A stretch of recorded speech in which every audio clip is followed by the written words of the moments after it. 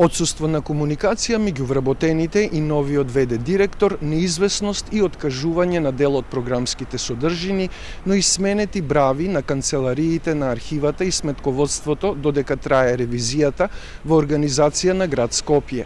Ваква е атмосферата деновиве во Младинскиот културен центар, откако за ВД директор е назначен Никола Алексов, лице за кое вработените од МКЦ велат дека не е компетентно да раководи со институцијата, затоа што има диплома за детектив.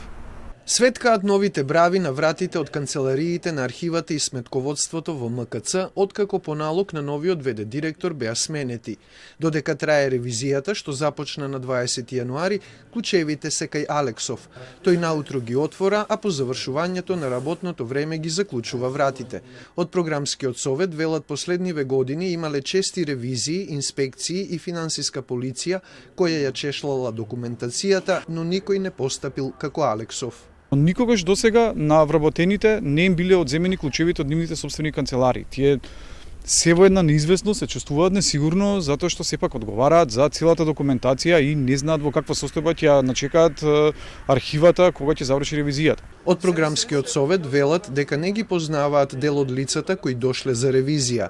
Се сомневаат дека се неовластено присутни, но се жалат и дека под влијание на неизвестната атмосфера во МКЦ, дел од уметниците почнале да откажуваат настани. Не им е пријатно, не знаат што се случува, не знаат дали ние воопшто имаме дозвола да работиме, не знаеме како да организираме, ние воопшто не сме се сретнале со директорот. Иако нашата екипа го сретна ВД директорот, не добивме изјава за случувањата. Алексов кажа дека е зафатен со ревизијата и најави дека ќе не бара подоцна. До затворањето на прилогот тоа не се случи. Ги побаревме и од град Скопје, но останаа недостапни. Алексов дојде на местото на ВД директорот Богоев, кој беше разрешен од градоначалничката Арсовска, зашто не потпиша решение за вработување на Бени Шакири.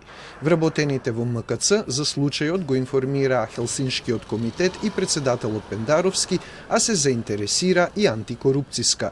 Во неделата се одржа музички собир во одбрана на МКЦ.